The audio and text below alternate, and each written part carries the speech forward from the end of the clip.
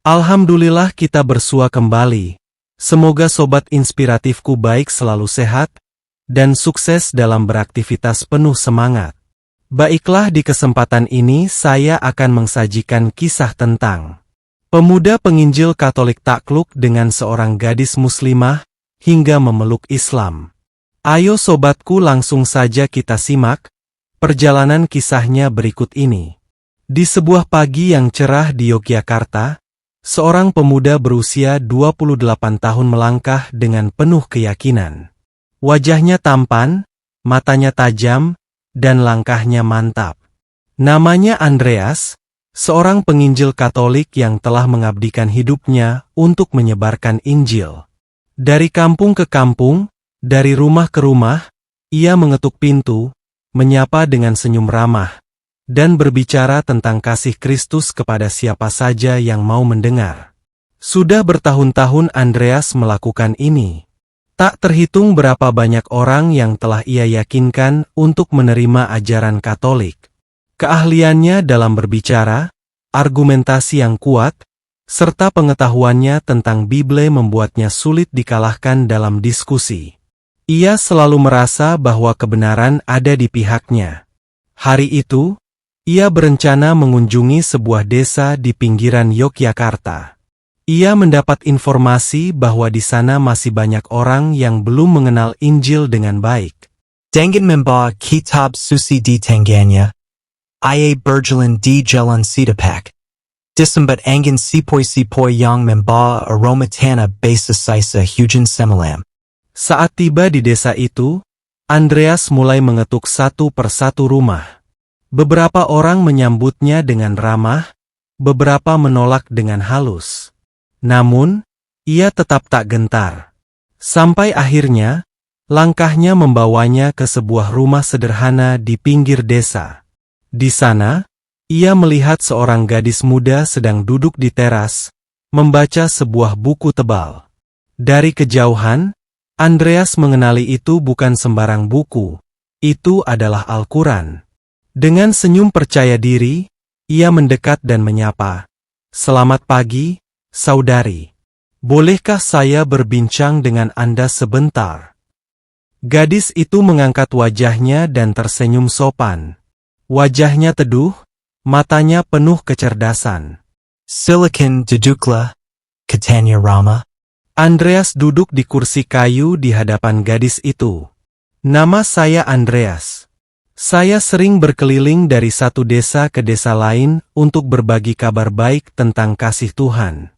Bolehkah saya berbicara dengan Anda tentang itu?" Gadis itu menutup bukunya perlahan dan meletakkannya di pangkuan. "Tentu, saya selalu senang berdiskusi tentang agama." "Nama saya Aisyah." Andreas mengangguk senang. "Ini adalah awal yang baik. Saudari Aisyah, saya percaya bahwa manusia perlu mengenal Tuhan secara pribadi. Dan hanya melalui Yesus Kristus, kita dapat memperoleh keselamatan yang sejati." Aisyah tersenyum tipis. "Menarik. Tapi sebelum kita melanjutkan, bolehkah saya bertanya sesuatu?" "Tentu, silakan," jawab Andreas dengan percaya diri. Aisyah mengambil Al-Quran di pangkuannya, membukanya perlahan, dan menatap Andreas dengan mata tajam. "Bagaimana Anda bisa begitu yakin bahwa hanya melalui Yesus seseorang bisa selamat? Apakah Bible menyatakan itu secara eksplisit? Atau itu hanya interpretasi gereja?" Andreas tersenyum, merasa sudah sering mendengar pertanyaan serupa. Dengan tenang, ia membuka Biblenya dan menunjuk Yohanes 14:6. Yesus berkata, "Akulah jalan, kebenaran, dan hidup. Tidak ada sirang pun yang datang kepada Bapa kalau tidak melalui aku. Isya mengangguk pelan." Baiklah, itu adalah pernyataan Yesus. Namun, jika kita telaah lebih dalam, apakah Yesus benar-benar berkata bahwa Dia adalah Tuhan yang harus disembah? Andreas sedikit mengernyit. "Ya, tentu. Dalam banyak ayat, Yesus menunjukkan keilahiannya." Aisyah tersenyum lagi, lalu membalik beberapa halaman dalam Al-Qurannya. Apakah Anda tahu bahwa dalam banyak ayat Bible sendiri, Yesus menyatakan dirinya sebagai utusan Tuhan, bukan Tuhan itu sendiri? Andreas terdiam sejenak. Maksudmu? Aisyah kemudian membacakan Yohanes 17:3, inilah hidup yang kekal itu, yaitu bahwa mereka mengenal Engkau, satu-satunya Allah yang benar, dan mengenal Yesus Kristus yang telah Engkau utus. Andreas merasa sedikit terusik. Tapi, itu bukan berarti Yesus bukan Tuhan. Aisyah tersenyum penuh ketenangan. Kita bisa mendiskusikannya lebih dalam. Jika Anda tidak keberatan, bagaimana jika kita melanjutkan perbincangan ini dengan lebih mendalam? Andreas menatap gadis itu dengan sedikit penasaran. Ini pertama kalinya ia bertemu seseorang yang begitu tenang dan percaya diri dalam berdiskusi tentang agama. Biasanya, orang-orang yang ia ajak bicara tidak memiliki pemahaman mendalam tentang kitab suci mereka. Tapi Aisyah berbeda. Dan di sanalah, di bawah langit Jogja yang biru, diskusi mereka dimulai. Sebuah perdebatan yang akan mengubah hidup Andreas selamanya. Sahabat inspiratifku yang berbahagia. Angin sore berhembus pelan di teras rumah Aisyah, membawa aroma tanah basah dan dedaunan yang menari lembut. Andreas duduk dengan tubuh sedikit condong ke depan, ekspresi wajahnya serius. Alkitab ada di tangannya, sementara Aisyah tetap tenang dengan Al-Quran terbuka di pangkuannya. Baik, Aisyah, kata Andreas dengan nada percaya diri. Engkau tadi mengutip Yohanes 17:3, tetapi aku ingin bertanya. Jika Yesus hanyalah utusan, mengapa dia mengatakan dalam Yohanes pukul 10.30, aku dan Bapa adalah satu? Aisyah tersenyum tipis. Ayat itu memang sering dikutip untuk mendukung keilahian Yesus, tapi mari kita lihat konteksnya. Ia membuka Al-Quran sejenak, lalu menatap Andreas. Coba perhatikan Yohanes pukul 17.21, di mana Yesus berdoa agar murid-muridnya menjadi satu, seperti Dia dan Bapa adalah satu. Jika Yesus dan Tuhan benar-benar satu dalam esensi, apakah itu berarti murid-murid juga menjadi Tuhan? Andreas terdiam sejenak. Ia belum pernah berpikir sejauh itu. Aisyah melanjutkan dengan lembut, Yesus sering berbicara dalam bahasa metaforis. Ketika dia berkata, aku dan Bapa adalah satu, itu berarti satu dalam misi, dalam kehendak, bukan satu dalam zat atau esensi. Andreas menghela napas. Tapi, bukankah Yesus memiliki kuasa untuk mengampuni dosa? Itu adalah atribut Tuhan. Aisyah mengangguk. Benar, Yesus berkata dalam Markus pukul 2.10 bahwa Anak Manusia berkuasa mengampuni dosa.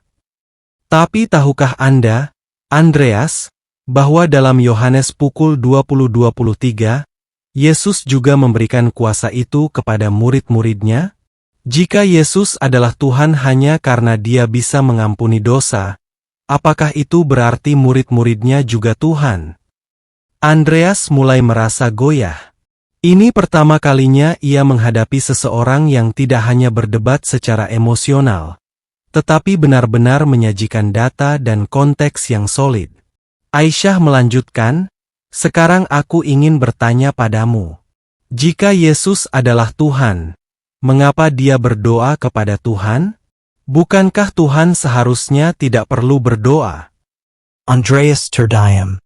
Ia tahu bahwa Yesus sering berdoa, tetapi ia tidak pernah benar-benar mempertanyakan mengapa. Yesus berdoa untuk memberikan teladan bagi kita, katanya akhirnya. Aisyah tersenyum. Baik, mari kita lihat apa yang Yesus katakan dalam Matius 26:39. Saat dia berdoa di Taman Getsemani. Ya Bapakku, jikalau sekiranya mungkin, biarlah kawan ini berlalu daripadaku. Tetapi janganlah seperti yang ku kehendaki, melainkan seperti yang engkau kehendaki. Di sini jelas bahwa ada dua kehendak yang berbeda, kehendak Yesus dan kehendak Bapa. Jika Yesus adalah Tuhan yang sejati, bagaimana mungkin dia memiliki kehendak yang berbeda dengan Tuhan? Andreas membuka dan menutup mulutnya, tetapi tak satu kata pun keluar. Ini bukan diskusi biasa. Ini adalah ujian bagi keyakinannya sendiri. Aisyah menatapnya dengan lembut. Aku tidak mengajakmu untuk langsung percaya pada Islam, Andreas. Aku hanya mengajakmu untuk berpikir, untuk mempertanyakan. Jika Yesus tidak pernah secara eksplisit menyebut dirinya Tuhan, mengapa kita harus mempercayai sesuatu yang bahkan tidak dia katakan sendiri? Andreas merasa ada sesuatu di dalam hatinya yang mulai bergeser. Tapi ia belum siap untuk mengakuinya. Matahari mulai tenggelam di ufuk barat, dan bayang-bayang panjang mulai jatuh di teras rumah Aisyah. Andreas menatap langit, menarik napas panjang, dan berkata, "Bolehkah aku kembali lagi besok?" Aisyah tersenyum hangat. Tentu, Andreas. Aku akan selalu siap berdiskusi denganmu. Malam itu, untuk pertama kalinya dalam hidupnya, Andreas merasa bahwa imannya mulai dipertanyakan oleh dirinya sendiri. Mentari Yogyakarta muncul perlahan seolah menyinari jiwa yang tengah bergumul. Andreas kembali ke rumah Aisyah dengan langkah berat dan hati yang penuh kegelisahan. Malam sebelumnya, diskusi mendalam mereka telah mengguncang fondasi keyakinannya selama ini. Di antara hembusan angin pagi, ia masih terbayang percakapan yang membuatnya bertanya-tanya tentang arti sejati keilahian dan kebenaran. Di teras yang sama, Aisyah sudah menunggu dengan senyum lembut namun penuh harapan. "Selamat pagi, Andreas. Bagaimana perasaanmu setelah malam kemarin?" tanyanya dengan suara lembut yang seolah merangkul kelelahan jiwa. Andreas menatap jauh ke depan sejenak, lalu berkata, "Malam itu, aku merasa seolah semua yang kupercaya selama ini mulai goyah. Pertanyaan-pertanyaanmu membuatku mempertanyakan segala sesuatu, bahkan ajaran yang selalu kukandalkan." Isya mengangguk pelen. Mencari kebenaran memang tidak mudah. Terkadang, keraguan adalah pintu gerbang menuju pemahaman yang lebih dalam. Aku ingin mengajakmu melihat keesaan yang tersurat dalam Al-Quran, yang tak ambigu dan menyentuh inti kepercayaan tentang Tuhan. Mereka kembali duduk, kali ini di bawah rindangnya pohon beringin yang terletak di halaman belakang rumah. Asya membuka Al-Quran sambil berkata, "Lihatlah ayat ini, dalam surah Al-Ikhlas. 112:1-4, katakanlah. Dialah Allah, yang Maha Esa. Allah adalah Tuhan yang bergantung kepadanya segala sesuatu. Dia tidak beranak dan tidak pula diperanakan. Dan tidak ada sesuatu yang setara dengan diameter." Ayat ini menegaskan keesaan Tuhan secara murni, tanpa ruang untuk ambiguitas. Andreas menatap halaman Al-Quran itu, lalu membuka kembali Biblenya, berusaha mencari jawaban. Namun setiap ayat yang pernah ia yakini kini terasa samar bila dibandingkan dengan kejelasan pesan yang disampaikan oleh Aisyah. Dalam keheningan yang mendalam, ia bertanya, apakah mungkin selama ini aku telah tersesat dalam interpretasi yang dibuat-buat, sementara kebenaran itu sesungguhnya begitu sederhana? Asya tersenyum lembut, kebenaran tidak pernah rumit, Andreas. Ia hanya tersembunyi di balik kerumitan pikiran manusia. Aku tidak bermaksud untuk menghakimi, tapi aku ingin kita sama-sama mencari dan memahami. Bukankah pencarian itu yang seharusnya menguatkan iman? Seiring berjalannya waktu, diskusi mereka semakin intens. Aisyah dengan sabar menunjukkan perbandingan antara konteks ayat-ayat dalam Bible dan kejelasan tauhid dalam Al-Quran. Ia menjelaskan bagaimana ajaran tentang kisah Tuhan dalam Islam menolak segala bentuk penyakutan. Sebuah konsep yang ia rasakan lebih murni daripada pandangan Trinitas yang selama ini dikemukakan dalam kekristenan. Andreas merasakan badai pertanyaan yang tak henti-hentinya mengguncang pikirannya. Aku membaca bahwa Yesus pernah berdoa kepada Bapa, meminta kekuatan di saat penderitaan, dan itu membuatku bertanya-tanya. Jika ia adalah bagian dari keilahian yang sama, mengapa perlu berdoa? Tanyanya, suaranya bergetar antara ketidakpastian dan keinginan untuk memahami. Aisyah dengan lembut menjawab, pertanyaan itu sangat mendalam, Andreas. Dalam Islam, konsep doa bukanlah bentuk permohonan kepada Tuhan yang memiliki sekutu, melainkan sebuah komunikasi yang tulus antara hamba dan Tuhan yang esa. Jika ada perbedaan kehendak di antara entitas ilahi, tentu akan timbul pertanyaan seperti itu. Namun, dalam tauhid, Tuhan adalah satu, tidak ada pembagian, dan tidak ada yang setara dengannya. Mata Andreas mulai berkaca-kaca, tersentuh oleh kejujuran dan ketenangan Aisyah. Ia menyadari bahwa segala argumen dan data yang selama ini ia pegang sebagai kebenaran mulai terasa rapuh di hadapan bukti-bukti yang disampaikan dengan begitu konsisten dan jelas. Di tengah keheningan senja, dengan langit yang berubah jingga, Andreas berkata, Aisyah, aku merasa kehilangan pegangan. Setiap data dan penjelasanmu seolah membuka cakrawala baru dalam pikiranku, menggugah sesuatu yang selama ini terpendam. Aku tidak bisa lagi menyangkal bahwa ada kekosongan dalam jiwaku yang selama ini kupenuhi dengan keyakinan yang mungkin tidak sepenuhnya benar.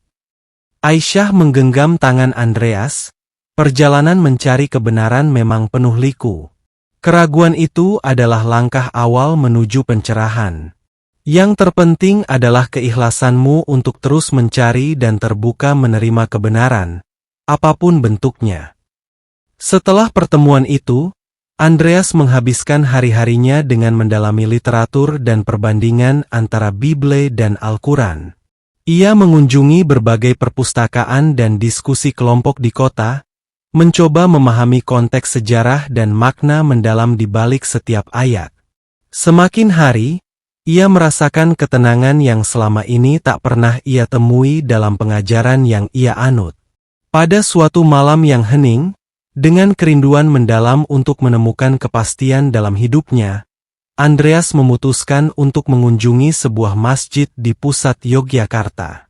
Suasana di dalam masjid itu sangat khusyuk, dengan lantunan ayat-ayat Al-Quran yang mengalun merdu, seakan memanggil setiap jiwa yang sedang mencari kedamaian.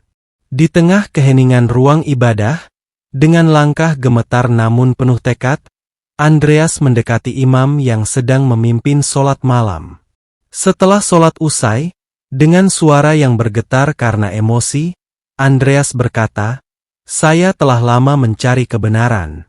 Semuanya mulai jelas ketika saya mendengar penjelasan-penjelasan yang menakjubkan tadi. Saya ingin mencari kedamaian yang sejati dan mendekatkan diri kepada Tuhan yang esa." Imam itu menyambutnya dengan kehangatan dan ketulusan, lalu menjelaskan dasar-dasar tauhid dan keindahan Islam yang menekankan keesaan Allah. Dalam keheningan yang sakral itu, dengan air mata mengalir di pipinya, Andreas mengucapkan kalimat syahadat dengan sepenuh hati.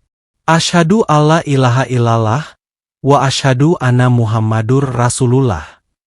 Saat kata-kata itu keluar, seakan beban seumur hidupnya terangkat. Di bawah langit Yogyakarta yang penuh bintang, Andreas merasakan cahaya baru menyinari jiwanya. Cahaya yang membimbingnya menuju kedamaian dan kepastian yang selama ini ia rindukan.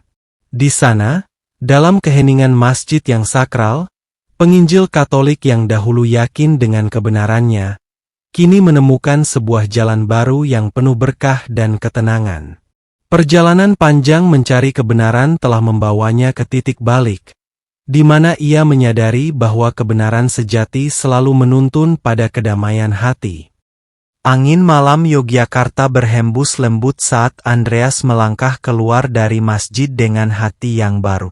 Dadanya berdebar bukan karena ketakutan tetapi karena kedamaian yang begitu dalam.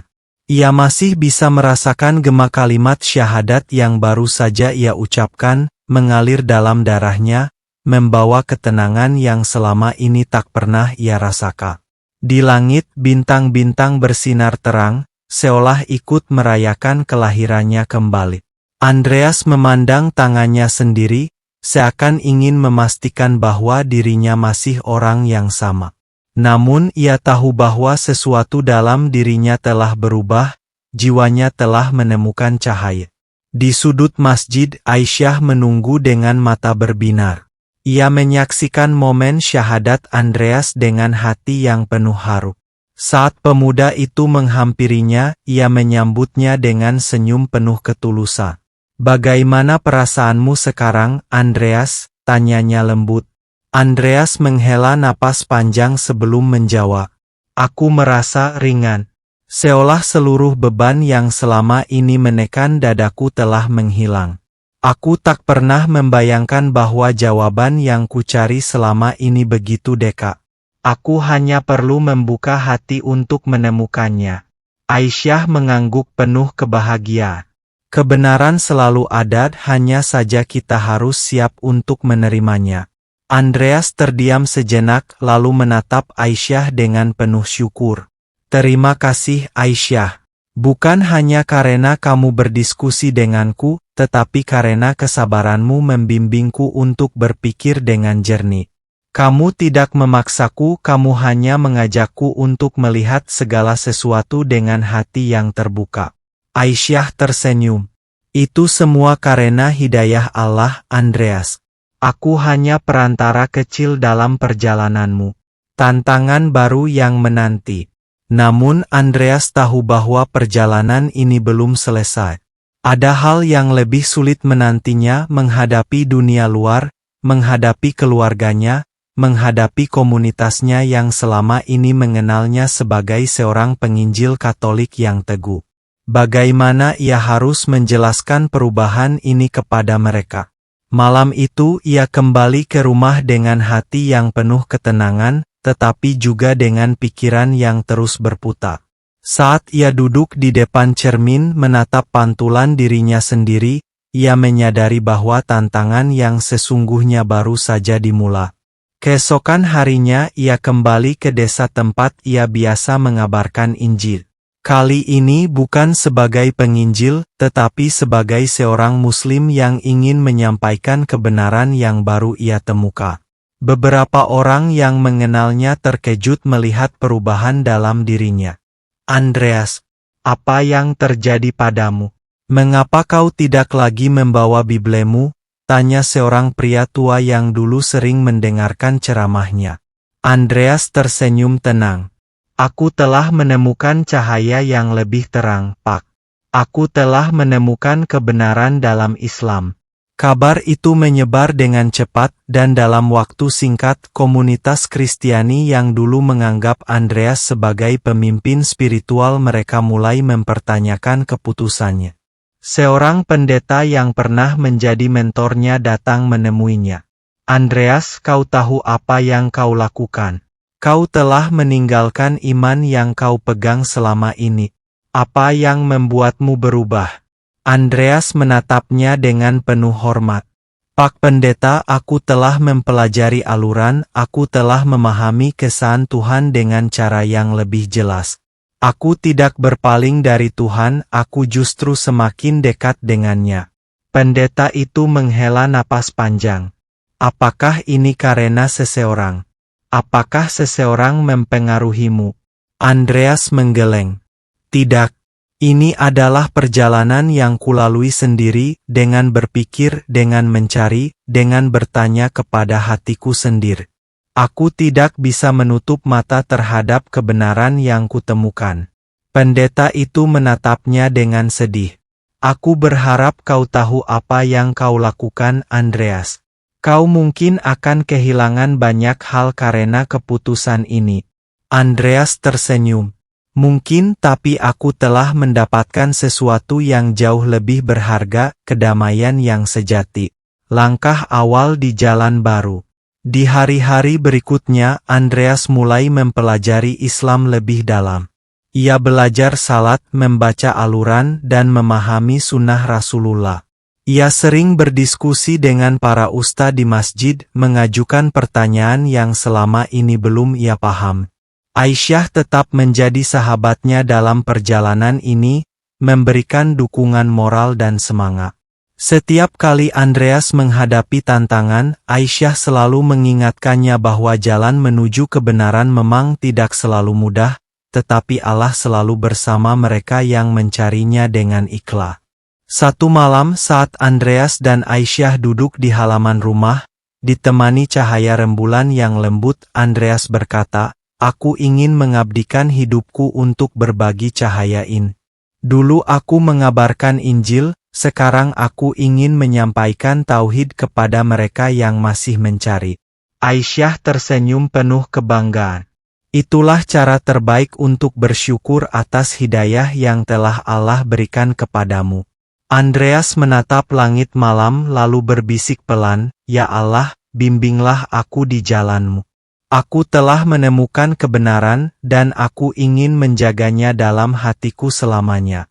Di bawah sinar bulan Yogyakarta, seorang mantan penginjil yang kini telah menjadi seorang muslim mengangkat tangannya dalam doa, berserah diri sepenuhnya kepada Tuhan Yang Maha Esa. Perjalanan barunya baru saja dimulai, tetapi kali ini ia melangkah dengan keyakinan yang lebih kokoh daripada sebelumnya. Demikian sahabat inspiratiku, kisah ini saya sajikan, semoga bermanfaat dan menginspirasi kehidupan kita untuk tetap berada dalam cahaya petunjuk Allah, kebenaran yang sesungguhnya, yang menghantarkan kita menuju surganya. Atas perhatian dan dukungan subscribe-nya, saya ucapkan terima kasih, semoga menjadi nilai kebaikan. Saya mohon pamit undur diri, dan sampai berjumpa kembali di video inspirasi selanjutnya. Wassalamualaikum warahmatullahi wabarakatuh.